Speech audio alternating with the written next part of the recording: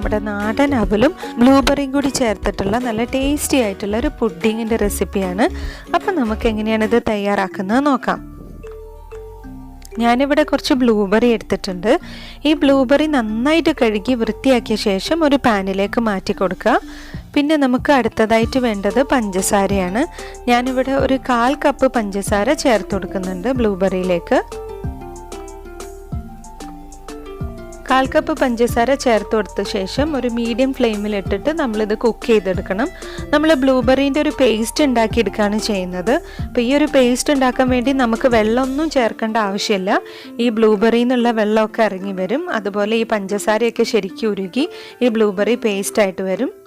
ഇപ്പം നിങ്ങൾക്ക് കാണാം ഈ ബ്ലൂബെറിയിൽ നിന്നുള്ള കളറൊക്കെ പുറത്തേക്ക് ജ്യൂസൊക്കെ ഇറങ്ങി വരുന്നുണ്ട്. ഒരു ലൈറ്റ് പേർപ്പിൾ കളറിലൊക്കെ കിട്ടിയിട്ടുണ്ട്. ഇനി വീണ്ടും നമ്മൾ കുക്ക് ചെയ്യണം. നന്നായിട്ട് മിക്സ് ചെയ്ത് കൊടുക്കുക. നമ്മുടെ ബ്ലൂബെറിയൊക്കെ ശരിക്കും വെന്ത് ഈ ഒരു പരുവത്തിൽ കിട്ടണം. നല്ല കളർ നമുക്ക് കിട്ടിയിട്ടുണ്ട്. നല്ല പേർപ്പിൾ കളറിൽ നമ്മുടെ ബ്ലൂബെറിയുടെ പേസ്റ്റ് ഇവിടെ റെഡി ആയിട്ടുണ്ട്. ഇനി നമുക്ക് ഫ്ലെയിം ഓഫ് ചെയ്ത് വെക്കാം. ഫ്ലെയിം ഓഫ് ചെയ്തിട്ട് നമുക്കിത് തണുക്കാൻ വേണ്ടി മാറ്റി വെക്കാം. ഇനി നമുക്ക് പുഡിങ്ങിന് വേണ്ടിയിട്ടുള്ള ഒരു ബേസ് ഉണ്ടാക്കണം. അതിനുവേണ്ടി ഞാൻ നല്ല ചുവട് കട്ടിയുള്ളൊരു പാൻ എടുത്തിട്ടുണ്ട്. അതിലേക്ക് ഞാൻ 1 ടേബിൾ സ്പൂൺ ബട്ടർ ചേർത്ത് കൊടുക്കുന്നുണ്ട്.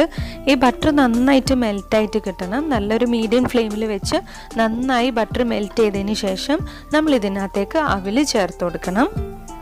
ഇപ്പം നമ്മുടെ ബട്ടർ നന്നായിട്ട് മെൽറ്റായിട്ട് വന്നിട്ടുണ്ട്. ഇനി നമുക്കിവിടെ അവിൽ ചേർത്ത് കൊടുക്കാം.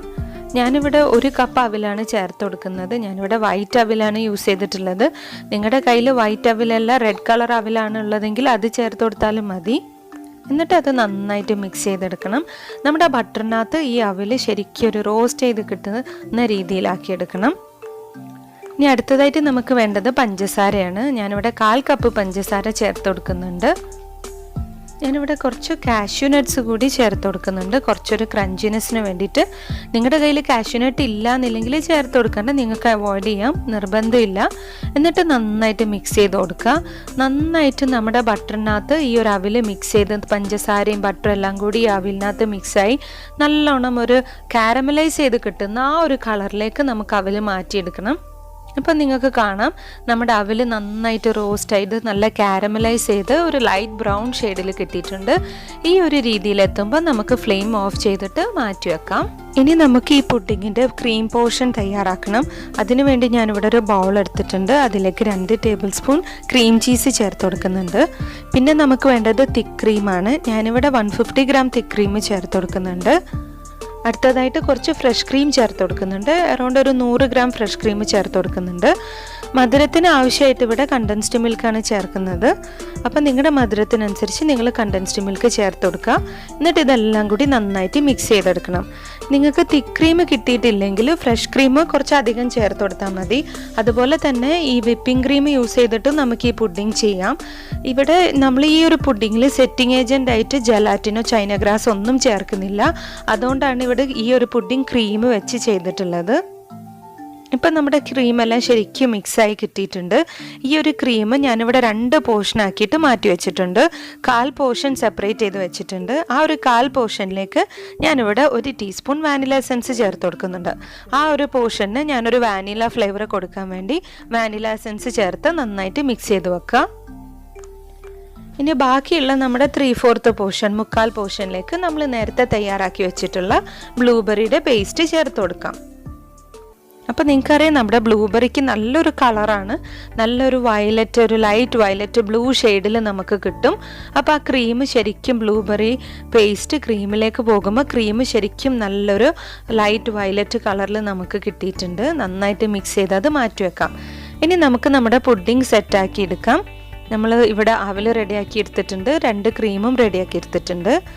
ഇനി നമ്മൾ ഈ പുഡിംഗ് ഞാനിവിടെ സെറ്റ് ചെയ്യുന്നത് ചെറിയൊരു ഐസ്ക്രീം ബൗളിലാണ്. ആദ്യം തന്നെ നമുക്ക് ഈ അവൽ പുഡിങ്ങിൻ്റെ ബേസായിട്ട് ഇട്ട് കൊടുക്കാം.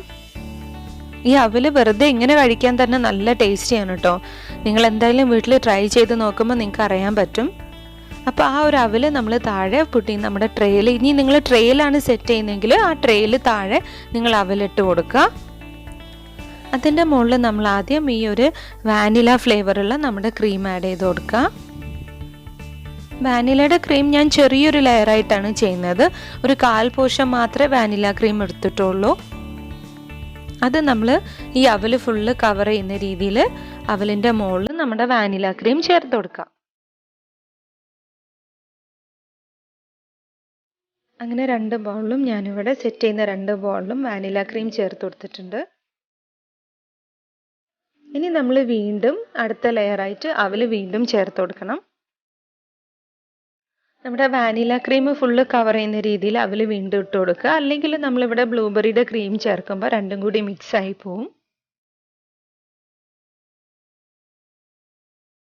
അപ്പോൾ അതിൻ്റെ മുകളിൽ നമ്മുടെ ബ്ലൂബെറിയുടെ ക്രീം ഇട്ട് കൊടുത്തിട്ടുണ്ട്. ആ ഒരു ബോൾ ഫുള്ള് കവർ ചെയ്യുന്ന രീതിയിൽ ഇട്ട് കൊടുക്കുക. അങ്ങനെ 2 ബോളും ബ്ലൂബെറിയുടെ ക്രീം നമ്മൾ ഇട്ട് കൊടുക്കുക. ഇപ്പോൾ നമ്മുടെ പുഡിങ് സെറ്റ് ആവാൻ വേണ്ടി റെഡി ആയിട്ടുണ്ട്.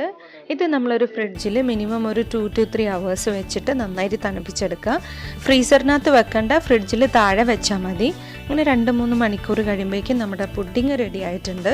ഇത് നല്ല ടേസ്റ്റി ആയിട്ടുള്ള പുഡിങ്ങാണ്. അതുപോലെ ഈ ബ്ലൂബെറി നിങ്ങൾക്കറിയാം, കാണാൻ നല്ല ഭംഗിയുള്ള, നല്ല ടേസ്റ്റി ആയിട്ടുള്ള, നല്ല കളർഫുൾ ആയിട്ടുള്ള നല്ലൊരു പുഡിങ്ങാണ്. ഈ അവലും ബ്ലൂബെറിയും കൂടി ഉള്ളൊരു കോമ്പിനേഷൻ ഒരു അടിപൊളി കോമ്പിനേഷനാണ്. അപ്പോൾ ഈ ഒരു റെസിപ്പി നിങ്ങൾ എന്തായാലും ട്രൈ ചെയ്ത് നോക്കുക. നിങ്ങൾക്ക് ഈ റെസിപ്പി ഇഷ്ടപ്പെട്ടിട്ടുണ്ടെങ്കിൽ നിങ്ങൾ ലൈക്ക് ചെയ്യണം, ഷെയർ ചെയ്യണം. പിന്നെ മറ്റൊരു അടിപൊളി റെസിപ്പി ആയിട്ട് നമുക്ക് വീണ്ടും കാണാം.